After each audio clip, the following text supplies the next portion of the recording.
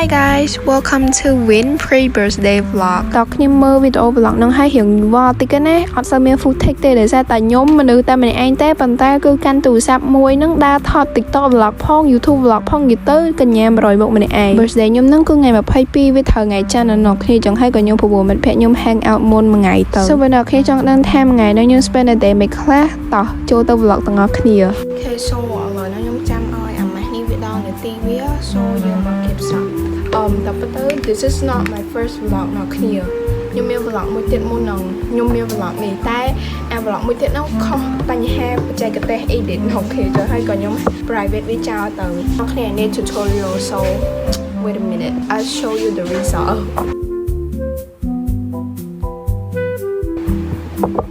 okay វាhere កងពលឺនៅក្រោយតិចប៉ុន្តែ I want you to see my outfit today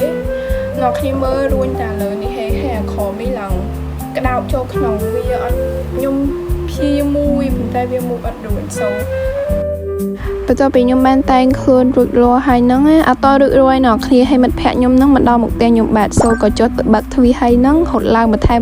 អីបន្ទាប់ពីខ្ញុំតែងខ្លួនរួចរាល់ហើយក៏បានចេញដំណើរទៅអ្នកគ្នាម៉ោងប្រហែលខ្ទង់1ជាង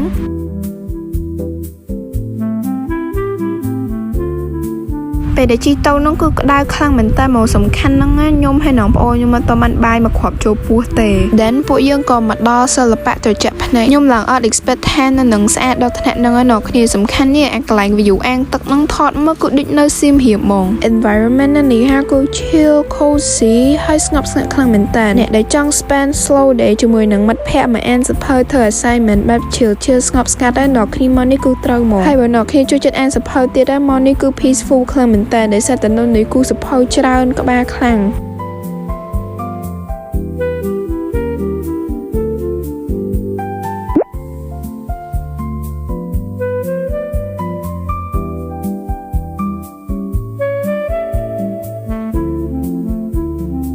ខ្ញុំនៅក្នុងនឹងថតឡើងចង់កន្លះម៉ោងនៅតគ្នាតរំតែអូសដៃគ្នាចេញមកវិញរួចបន្ទាប់មកក៏យើងបានទៅកន្លែងមួយទៀតហើយនៅតគ្នានេះគឺជាមុខអ្នកដែលឃ្លានបាយផ្លូវឆ្ពោះទៅរកភាពជោគជ័យនៅគ្នាគូថាញ់អលាក់ផងអីផងតរំតែដល់ណានៅសិល្បៈតិចភ្នែកនេះរៀងយូរគួរសមដែរឥឡូវនឹងគូនំគ្នាឃ្លានយកហើយ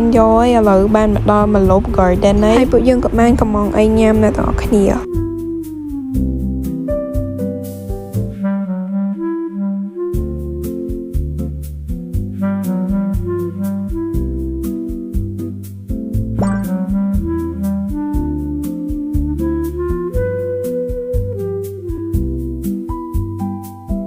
ម្ហូបនៅនេះមានទាំងបែបខ្មែរមានទាំងបែបអឺរ៉ុបយទៅតំណងដែរអ្នកគ្នាពួកយើងបាន order 3មុខហ្នឹងហើយញ៉ាំឡងឆ្អែតឡងហល់ហ្មងណា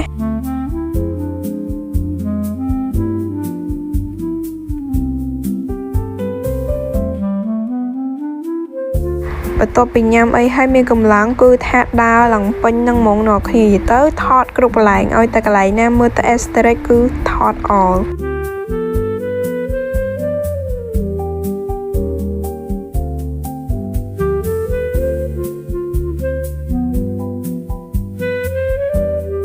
នៅនេះគូស្អាតខ្លាំងមែនតើហ្មងនៅតគ្នាដូចនៅសៀមរាបទៀតហើយយទៅមួយថ្ងៃហ្នឹងខ្ញុំដើរទៅកន្លែងណាដែលដូចនៅសៀមរាបដោយសារនឹកសៀមរាបខ្ញុំឆ្លាញ់ថងមួយនៅនេះហាគឺគេ pet friendly នៅគ្នាចាំមើលថាយើងអាចយកសិនចំយើងមកបានណា